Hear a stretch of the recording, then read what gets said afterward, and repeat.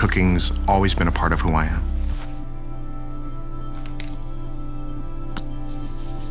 It's the best way to tell someone you love them. When you're cooking for family, it's not as technical. It doesn't mean it's not as hard. When I put a dish down in front of my family members and friends, I want them to be excited. I want them to ooh, I want them to ah. Because in restaurants, you always say, cook as if you're cooking for your mother.